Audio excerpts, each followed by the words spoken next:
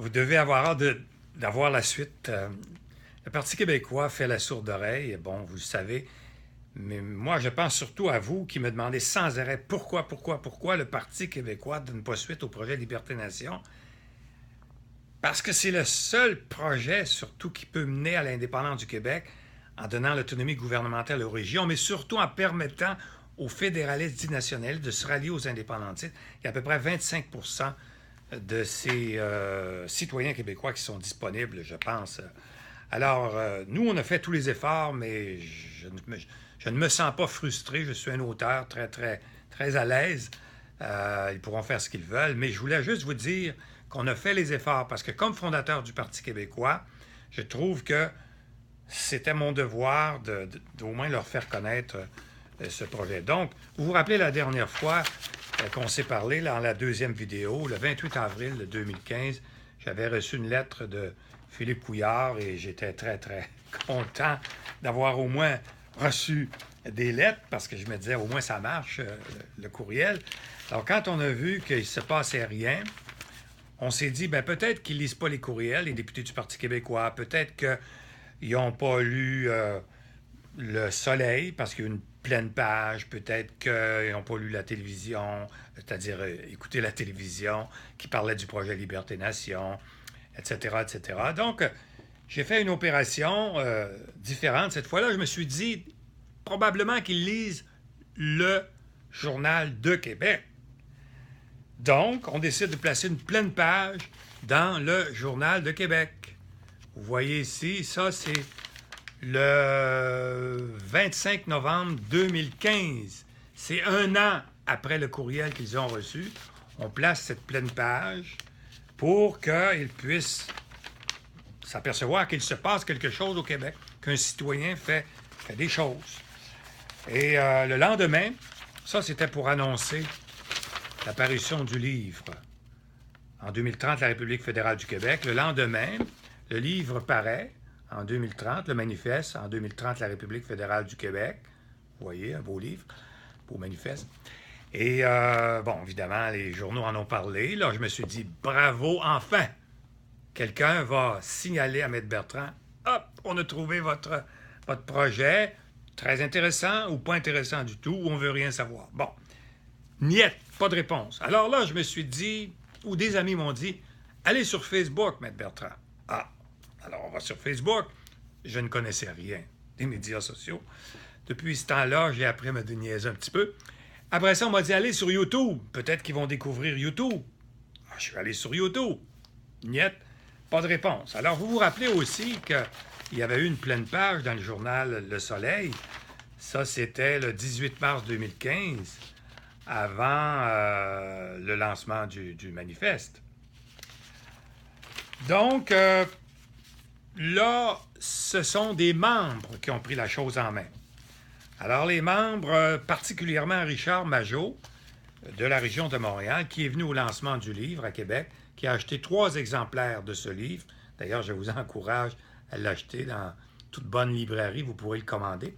Lui a acheté 3 exemplaires pour les remettre aux candidats au leadership. Donc, il a remis à M. Pellado et il a écrit 12 courriels à M. Pellado pour savoir s'il avait lu le livre, parce que, comme ça se présente sous la forme d'un plan d'affaires, il s'est dit, cet homme d'affaires va trouver ça intéressant.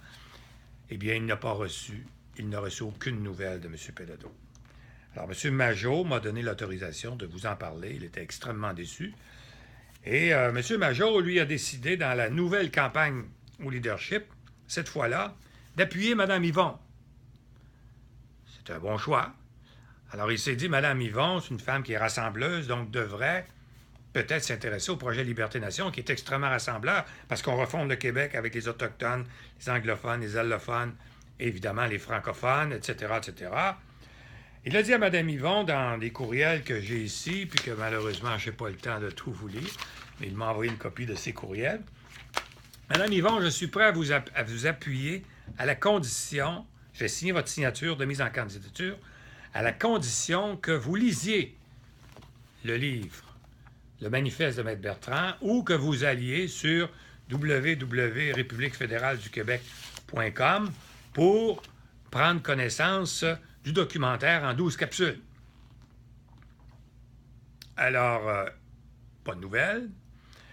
Sa bénévole qui s'occupe des courriels lui dit « Inquiétez-vous pas, Mme Yvon lit tous les courriels et elle tient compte des idées qui sont dans ces courriels. » Juste une petite parenthèse, le projet Liberté Nation, ce n'est pas une idée, c'est un concept, c'est un projet qui a été enregistré selon la loi, etc. Donc, c'est pas une idée, là. Tout est prêt pour réussir le projet d'indépendance. Juste une petite parenthèse comme ça. Mais en tout cas, ce qui était intéressant, c'est qu'elle lit les courriels. Mais là, j'étais surpris de voir que mes courriels, depuis 2014, au mois de novembre, n'avaient pas été lus.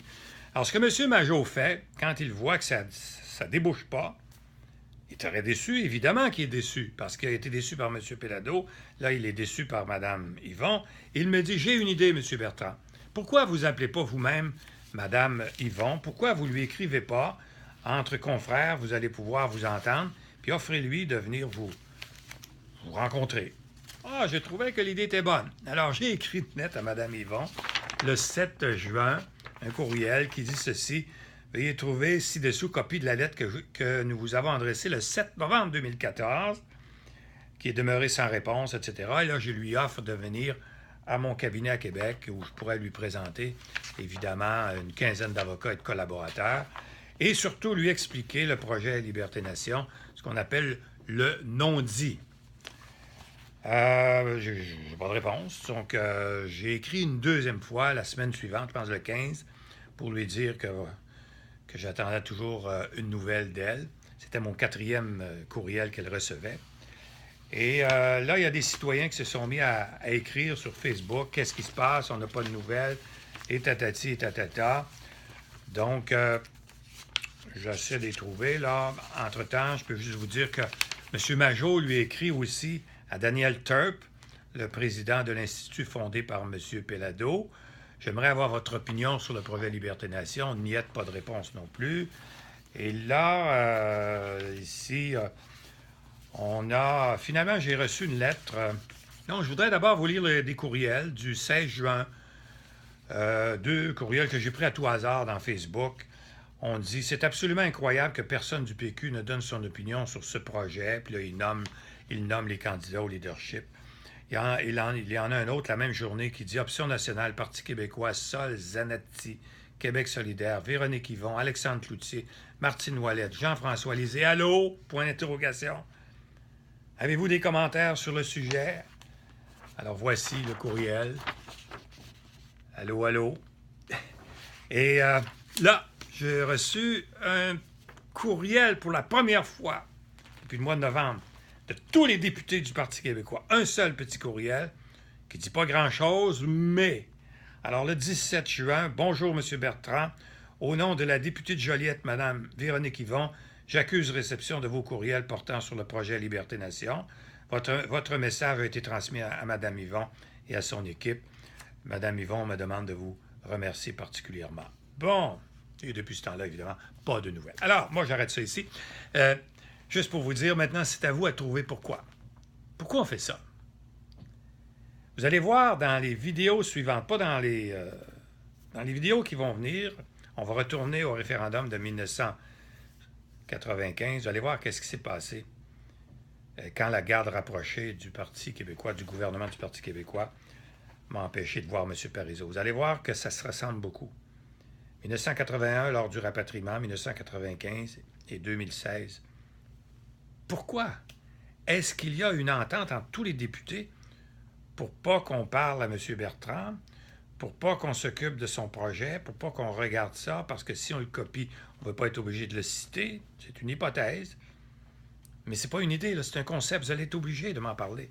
Et moi, ça va me faire plaisir de vous aider à réaliser l'indépendance. Parce que c'est le rêve de ma vie. J'ai travaillé toute ma vie. Puis je sais qu'on peut parachever le pays québécois. Vous, mes amis, vous avez le droit de penser ce que vous voulez, même si on n'aime pas le messager. Je ne sais pas pourquoi, là. On va le découvrir un jour, puis peut-être dans les prochaines vidéos. Ça se répète. L'histoire se répète, mais comme disait mon père, on ne fait pas des enfants forts quand on se comporte de la sorte. Si on veut rallier les gens, il faut rallier tout le monde. Il faut arrêter de flatter son ego. Mais peut-être que je me trompe. Peut-être qu'ils n'en ont jamais eu connaissance du projet, dans le fond. On ne sait pas. Mais ce qui est curieux, c'est que tous les députés, tous ensemble, il n'y en a aucun. Il faut nécessairement qu'il y ait une forme d'entente, ne serait-ce que pour dire ça ne nous intéresse pas, votre projet, mais on vous remercie. À bientôt, puis bonne chance dans vos réflexions.